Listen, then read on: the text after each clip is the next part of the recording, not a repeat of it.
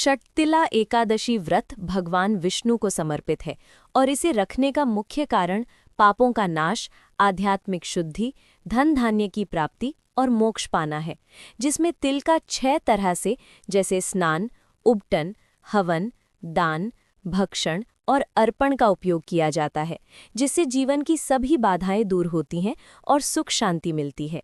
ये व्रत शारीरिक और मानसिक लाभ भी देता है, जैसे पाचन में सुधार और तनाव कम करना। षटतिला एकादशी का महत्व।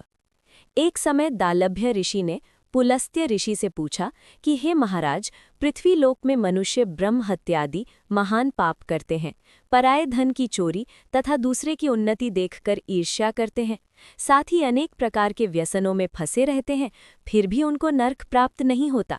इसका क्या कारण है? वे न जाने कौन सा दान पुण्य करते हैं जिससे उनके पाप नष्ट हो जाते हैं। ये सब कृपापूर्वक आप कहिए।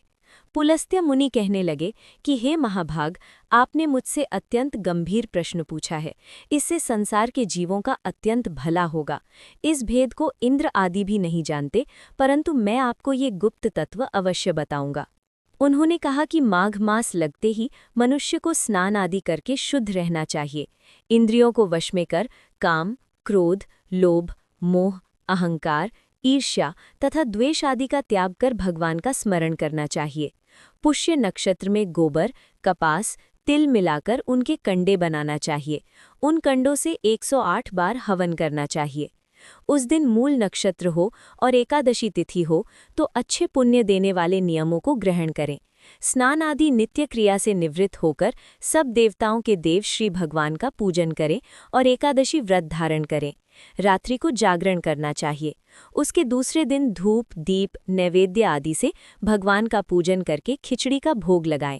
तत्पश्चात पेठा, नारियल, सीताफल या सुपारी का अर्घ्य देकर स्तुति करनी चाहिए और कहना चाहिए, हे भगवान, आप दीनों को शरण देने वाले हैं, इस संसार सागर में फंसे हुओं का उद्धार करने वाले हैं।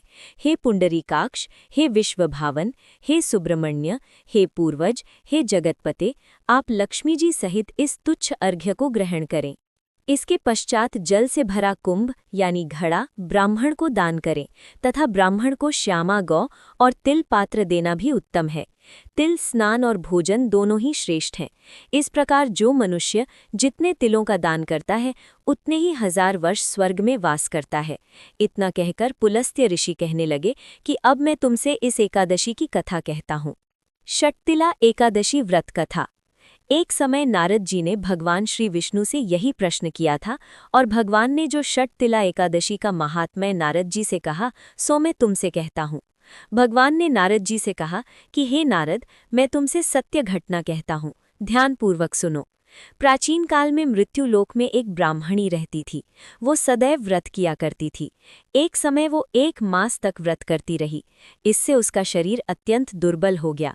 यद्यपि वो अत्यंत बुद्धिमान थी, तथापि उसने कभी देवताओं या ब्राह्मणों के निमित्त अन्न या धन का दान नहीं किया था। इससे मैंने सोचा कि ब्राह्मणी ने व्रत आदि से अपना शरीर शुद्ध कर लिया है, अब इसे विष्णु लोक तो मिल ही जाएगा, परंतु इसने कभी अन्न का दान नहीं किया, इससे इसकी तृप्ति होना कठिन है। भगवान ने आगे कहा, ऐसा सोचकर मैं भिखारी के वेश में मृत्युलोक में उस ब्राह्मणी के पास गया और उससे भिक्षा मांगी। वो ब्राह्मणी बोली, महाराज, किस लिए आए हो? मैंने कहा, मुझे भिक्षा चाहिए। इस पर उसने एक मिट्टी का ढेला मेरे भिक्षा पात्र में डाल दिया। मैं उसे लेकर स्वर्ग में लौट आया। कुछ समय बाद ब्राह्मणी भी शरीर त्याग कर स्वर्ग में आ गई। उस ब्राह्मणी को मिट्टी का दान करने से स्वर्ग में सुंदर महल मिला, परंतु उसने अपने घर को अन्न आदि सब सामग्रियों से शून्य पाया। घबराकर वो मेरे पास आई और कहने लगी कि भगवान, मैंने अनेक व्रत आदि से आपकी पूजा की, परंतु फिर भी मेरा घर अन्न आदि सब वस्तुओं से शून्य है। इसका क्या कारण है? इस पर मैंने कहा, पहले तुम अपने घर जाओ, देव स्त्रियां आएंगी तुम्हें देखने के लिए।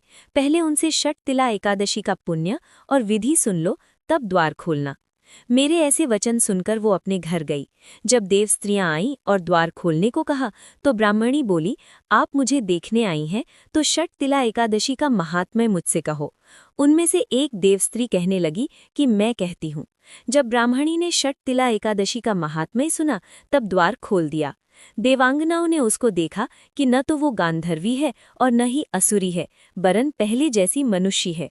उस ब्राह्मणी ने उनके कथनानुसार षटतिला एकादशी का व्रत किया। इसके प्रभाव से वो सुंदर और रूपवती हो गई तथा उसका घर अन्न आदि समस्त सामग्रियों से युक्त हो गया। अतः मनुष्यों को मूर्खता त्याग कर षटतिला एकादशी का व्रत और लोभ न करके तिलादि का दान करना चाहिए।